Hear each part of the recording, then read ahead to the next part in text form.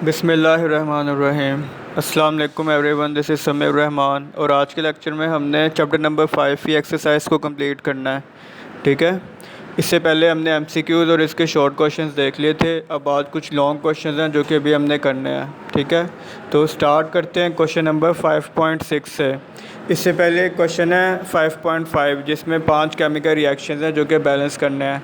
ये मैं आपको लेक्चर के सबसे एंड में करवाऊंगा। इससे पहले आप ये वाले क्वेश्चंस पहले देख लें। ठीक है, तो स्टार्ट करते हैं 5.6 से। When coal burns it leaves ash behind. हम जब भी कोयले को जलाते हैं तो उससे एंड में ऐश वगैरह जो होती है वाइट कलर की जो कि रह जाती है। Ash so produce is lighter than the coal which has burn. अब जो ये ऐश प्रोड्यूस हुई होती है ये कोल से हल्की होती है, कोयले से हल्की होती है। Justify the decrease in mass in the light of law of conservation of mess.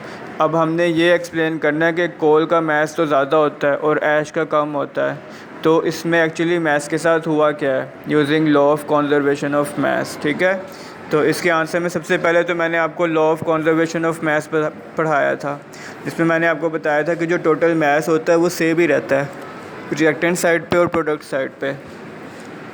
According to law of conservation of mass, that during a chemical reaction, mass is neither created nor destroyed. ना ही नया mess बनना शुरू होता है और ना ही पुराना mess destroy होना शुरू होता है। But it can change from one form to another. लेकिन इसकी सिर्फ फॉर्म चेंज होती है, जैसे कि अभी कोल से वो चेंज हो रहा है, कुछ हिस्सा ऐश में चला गया है, कुछ हीट एनर्जी में चला गया है, कुछ लाइट में चला गया है। ठीक है, that is total mass of the products is equal to the total mass of the reactants.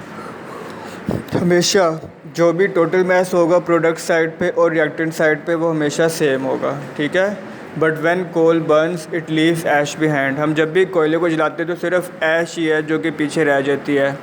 Ash is lighter than the coal which has burned. अब जो ऐश है इसका मैस थोड़ा सा कम है as compare to coal, because during reaction light, heat and some gases escape out in the environment and some ash is left behind. अब हमारे पास रिएक्टेंट में तो सिर्फ कोल है, कोयला है। जब हम इसको जला देते हैं तो प्रोडक्ट साइड पे हमारे पास क्या क्या बनता है, हमारे पास लाइट निकलती है, हीट एनर्जी निकलती है और कुछ गैसेस निकलती हैं ऐश के साथ। 4 प्रोडक्ट्स हैं हमारे। ठीक है, जो ये 4 चीज़ें हैं इनके जब हम मैस का सम लेंगे तो वो रिएक्टेंट के ही इक्वल होगा, यानी कि कोल के। If we collect the total mass of light, heat and some gases and ash then this is equal to the mass of कोल।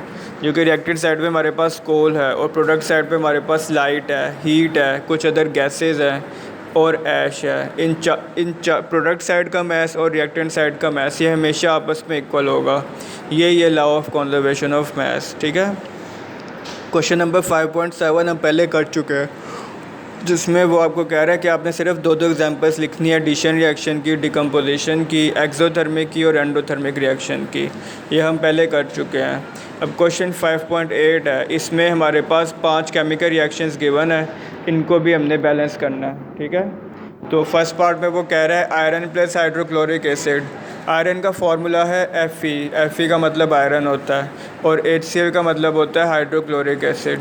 तो जब भी हम आयरन और HCl को रिएक्ट करवाते हैं ना, ऐसे में हमारे पास 2 प्रोडक्ट्स बनती हैं। एक बनती है आयरन क्लोराइड। आयरन क्लोराइड का फार्मूला है FeCl3। ठीक है, और साथ ही हाइड्रोजन गैस निकलती है। ये प्रोडक्ट्स लिखने के बाद अब बारी आती है इसके बैलेंस करने की। तो हमारे पास हमने हिट एंड ट्रायल मेथड के थ्रू इसको बैलेंस किया है, जिसमें हमारे पास आयरन जो है वो दोनों साइड पे उसके 2 मॉलिक्यूल्स आ गए हैं और HCl के साथ हमने 6 लगा लिया है। और इसी तरह प्रोडक्ट साइड पे जो H2 निकल रही है उसके साथ फिर 3 लगा दिया ताकि हाइड्रोजन दोनों तरफ बैलेंस हो जाए। ठीक है, अब चूंकि क्लोरीन के यहाँ पे 6 मॉलिक्यूल्स हैं रिएक्टेंट साइड पे, तो प्रोडक्ट में जो Cl के साथ 3 है, 3 हमारे पास पहले से ही है, तो हमें सिर्फ 2 के साथ मल्टीप्लाई करना है FeCl3 को ताकि इसके 2 मॉलिक्यूल्स हो जाएँ।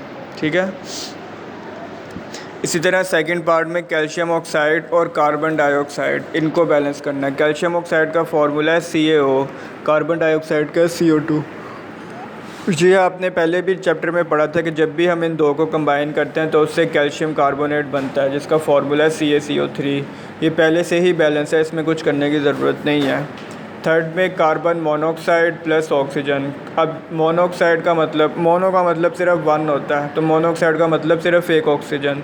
तो हमने रिएक्टेंट्स पे लिख लिया CO plus O2 it gives, इससे हमारे पास CO2 बनती है। ठीक है, अब इसको बैलेंस करने के लिए हमारे पास रिएक्टेंट साइड पे भी हमने 2 CO कर दिए ताकि हमारे पास टोटल 4 ऑक्सीजन एटम्स हो जाएं रिएक्टेंट साइड पे, और प्रोडक्ट में भी हमने 2 से मल्टीप्लाई कर दिया CO2 को ताकि ऑक्सीजन के भी 4 एटम्स हो जाए, और कार्बन भी इसी तरह से बैलेंस हो गया है।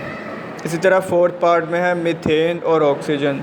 मीथेन का फार्मूला है CH4, ऑक्सीजन का फार्मूला है O2। जब भी हम इसको रिएक्ट करवाते हैं उससे हमारे पास CO2 बनती है और वाटर बनता है। ठीक है, अब रिएक्टेंट पे चूँकि H4 है और प्रोडक्ट पे H2O है, ठीक है, तो हमने H2O को 2 से मल्टीप्लाई कर दिया ताकि वाटर के टोटल 4 एटम्स बन जाएं 2 मॉलिक्यूल्स के। इसी तरह फिफ्थ पार्ट में है कार्बन डाइऑक्साइड और वाटर। कार्बन डाइऑक्साइड का फार्मूला है CO2 और वाटर का है H2। तो जब भी हम CO2 और वाटर को आपस में मिलाते हैं उससे हमारे पास सबसे पहले ग्लूकोज बनती है। ग्लूकोज का फार्मूला है C6H12O6 और साथ ही ऑक्सीजन गैस निकलना शुरू हो जाती है। अब इसको बैलेंस करने के लिए चूँकि हमारे पास प्रोडक्ट साइड पे C के साथ 6 लिखा हुआ है यानी कि 6 एटम्स हैं, तो हमने रिएक्टेंट साइड पे CO2 के साथ भी 6 लिख दिया है ताकि वो भी 6 कार्बन एटम्स बन जाए। सेम इसी तरह हाइड्रोजन को बैलेंस किया है। हाइड्रोजन के प्रोडक्ट साइड पे 12 हैं और रिएक्टेंट साइड पे सिर्फ H2O था यानी कि 2 एटम्स थे, तो उसको हमने 6 से मल्टीप्लाई कर दिया ताकि हाइड्रोजन के भी 12 एटम्स आ जाएँ। और इसी तरह हमने ऑक्सीजन को बैलेंस किया है। ऑक्सीजन के रिएक्टेंट साइड पे हमारे पास 6 CO2 में ऑक्सीजन के 12 एटम्स और 6 H2O में ऑक्सीजन के 6 एटम्स, ये टोटल हो गए 18 एटम्स रिएक्टेंट साइड पे। ठीक है, तो प्रोडक्ट साइड पे जो C6H12O6 है उसमें तो O के 6 एटम्स आ गए और जो बाकी 12 थे वो हमने 6O2 में एडजस्ट कर लिए।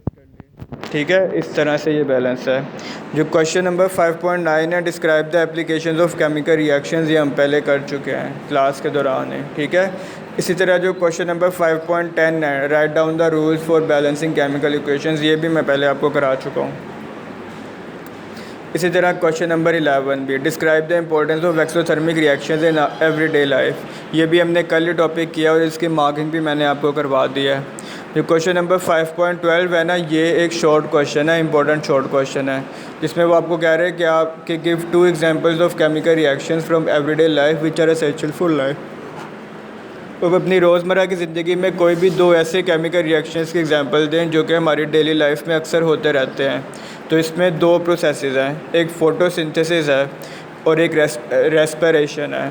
फ़ोटोसिंथेसिस एक ऐसा प्रोसेस है जिसमें प्लांट्स सनलाइट को यूज़ करते हैं फूड बनाने के लिए। ठीक है, और रेस्पिरेशन जो कि आमतौर पर सारे लिविंग ऑर्गेनिजम्स, चाहे वो ह्यूमंस हों, चाहे वो एनिमल्स हों, प्लांट्स हों, ये सब रेस्पिरेशन करते हैं। तो ये 2 एग्जांपल हैं केमिकल रिएक्शंस के। ठीक है, सिर्फ एक क्वेश्चन अब आपका रह गया, क्वेश्चन नंबर 5.5, इसको अभी देखते हैं।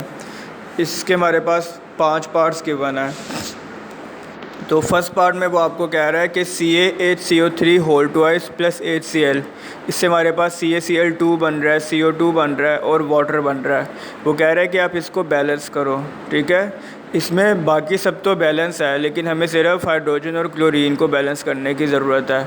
अब प्रोडक्ट साइड पे CaCl2 है यानी कि क्लोरीन के 2 एटम्स हैं और रिएक्टेंट साइड पे सिर्फ HCl है यानी कि सिर्फ क्लोरीन का 1 एटम है। तो हमने रिएक्टेंट पे 2 लगा दिया ताकि क्लोरीन हमारे पास यहाँ से बैलेंस हो जाए।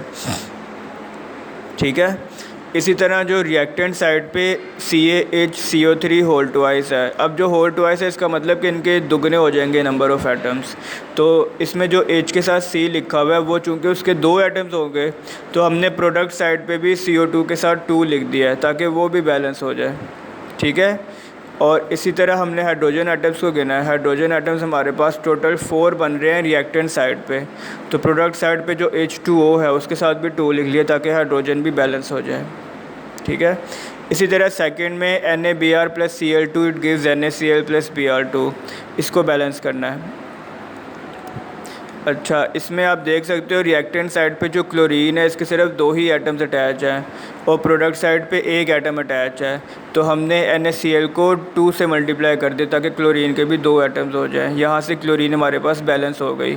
अब प्रोडक्ट में चूँकि 2Na आ गया है तो हमने रिएक्टेंट्स में भी NaBr के साथ 2 लिख दिया ताकि सोडियम एटम्स भी बैलेंस हो जाए और ब्रोमीन भी इस तरह से ऑटोमेटिकली बैलेंस हो गई है। इसी तरह थर्ड पार्ट में है Fe+O2 इट गिव्स Fe2O3, ठीक है। इसको भी हमने बैलेंस करना है। अब एक तरफ ऑक्सीजन के 2 एटम्स हैं, एक तरफ ऑक्सीजन के 3 एटम्स हैं, तो 2 और 3 को आपस में कन्वर्ट करने के लिए हमने O2 को 3 से मल्टीप्लाई कर लिया है और Fe2O3 को 2 से मल्टीप्लाई कर लिया है। ये ये Fe2O3 के साथ 2 आना है, इधर 3 नहीं आना, ये मिसप्रिंट हुआ है, ठीक है। और 2Fe2O3 में अब आयरन के चूँकि 4 एटम्स हो जाएंगे तो हमने रिएक्टेंट साइड पे भी Fe के साथ 4 लिख लिया ताकि ये बैलेंस हो जाए। इसी तरह फोर्थ में है NH4OH + H2SO4। इससे हमारे पास प्रोडक्ट साइड पे बन रहा है NH4 + H2O, ठीक है। इसको भी हमने बैलेंस करना है। अब प्रोडक्ट साइड पे चूँकि NH4 के साथ होल ट्वाइस है तो रिएक्टेंट पे भी जो NH4OH है उसके साथ हमने 2 लिख लिया ताकि ये NH4 तो बैलेंस हो जाए यहाँ से, ठीक है। और ये करने के बाद अब हमने हाइड्रोजन और ऑक्सीजन को बैलेंस किया और प्रोडक्ट साइड पे वाटर के साथ 2 लगा दिया है ताकि ये सीधे सीधे बैलेंस हो जाएँ। इसी तरह फिफ्थ पार्ट है आपके पास Zn + HCl it gives ZnCl2 + H2, ठीक है। अब प्रोडक्ट साइड पे हमारे पास Cl2 है और रिएक्टेंट साइड पे सिर्फ Cl है, तो हमने HCl को 2 से मल्टीप्लाई कर लिया ताकि क्लोरीन एटम्स बैलेंस हो जाए यहाँ से, ठीक है। और हाइड्रोजन भी इसके साथ ही बैलेंस हो जाते हैं क्योंकि प्रोडक्ट में भी H2 है और रिएक्टेंट में भी 2 HCl है, यानी कि फिर 2 एटम्स आ जाएंगे। तो बस इसी के साथ अब आपका ये चैप्टर कंप्लीट होता है। तो आप लोग अब जब मंडे को आओगे ना, मंडे से आप लोगों ने अपनी अटेंडेंस कंपल्सरी रखनी है, सबने, सारे बॉयज़ एंड सारे गर्ल्स, ठीक है। तो उसमें मैं 1 हफ़्ता पहले आपको रिवीजन ही करवाऊँगा इस चैप्टर की और आपको अच्छे से याद करवाना है। आप लोगों ने ख़ुद भी अच्छे से याद कर आना है, ठीक है। मैं सुनना शुरू करूँगा मंडे से। तो बस अब मैं इसी के साथ ही आपका लेक्चर मैं कंप्लीट करता हूँ और मिलते हैं इंशाल्लाह मंडे को, ठीक है। तो अल्लाह हाफ़िज़।